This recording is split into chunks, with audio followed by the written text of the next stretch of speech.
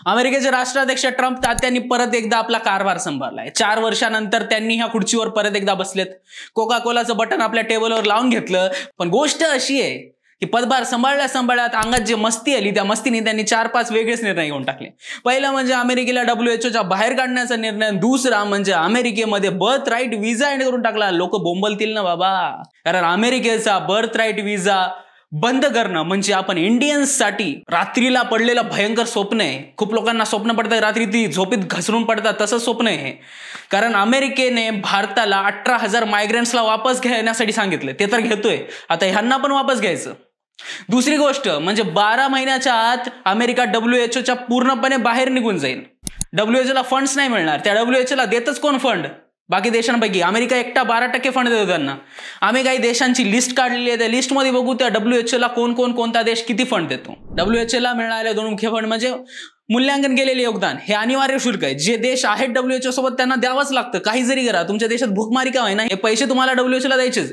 दुसरे स्वैच्छिक योगदान, आपल्याला असं वाटलं की बाबा WHO ला जर असं दान केलं पाहिजे, कोविड-19 परत आला तर काय करायचं, तर हे योगदान दिलं जातं। 2022-23 साठी WHO चे एकूण बजेट अंदाजे $10.4 अब्ज इतके होते। त्यामध्ये युनायटेड स्टेट्स म्हणजे अमेरिकेच्या संयुक्त राष्ट्राने केलेलं एकूण योगदान म्हणजे $1.28 अब्ज, ज्याच्यामध्ये आवश्यक योगदान $218 दशलक्ष, ऐच्छिक योगदान $1.02 अब्ज आणि आणीबाणीसाठी अमेरिकेलाच WHOचा लाडार आणि $47 दशलक्ष इतकं योगदान दिलं। अमेरिकेवर एवढं अवलंबून असून सुद्धा एवढं कृतज्ञ आणि पराक्रमी संस्थान आहे WHO।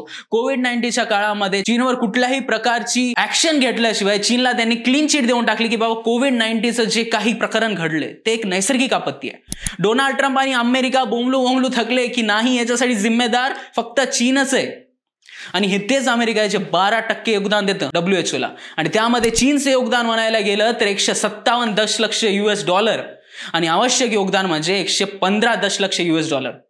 अमेरिका कुठं आणि चायना कुठं, कंपॅरिझन होतच नाहीये या दोन्ही देशांचं। जपानचं आवश्यक योगदान $41 दशलक्ष, जपानने स्वैच्छिक योगदान दिले नाही WHO साठी। त्यानंतर येतं जर्मनी, आवश्यक योगदान $29 दशलक्ष। त्यानंतर युनायटेड किंगडम म्हणजे ब्रिटिश लोकांनी दिलेले योगदान म्हणजे $22 दशलक्ष। कोहिनूर घेऊन सुद्धा पैसे नाही उरले त्यांच्याजवळ। भारताने WHO ला केलेल्या योगदानाचा या कालावधीतील डाटा अवेलेबल नाही। भारतासारखा देश जे WHO ला नेहमी सपोर्टिंग राहिला, पण WHO ने प्रत्येक घटनाक्रमामध्ये चीनची दिलेली साथ हे लक्षणीय आहे, डोळ्यांमध्ये खूप असते।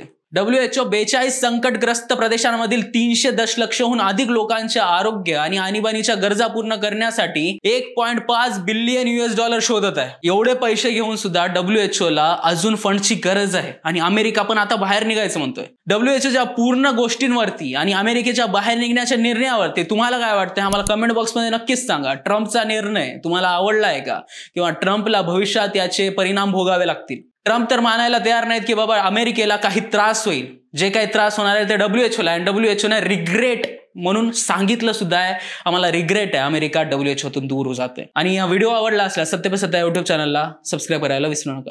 2 महिन्यानंतर सिंगापूर ब्रांचला प्रमोशन होतंय तुझं, कॉंग्रॅच्युलेशन्स। काय ग, तुला आनंद नाही झाला? मॅडम तुम्हाला माहितीच आहे की मला PCODचा त्रास आहे।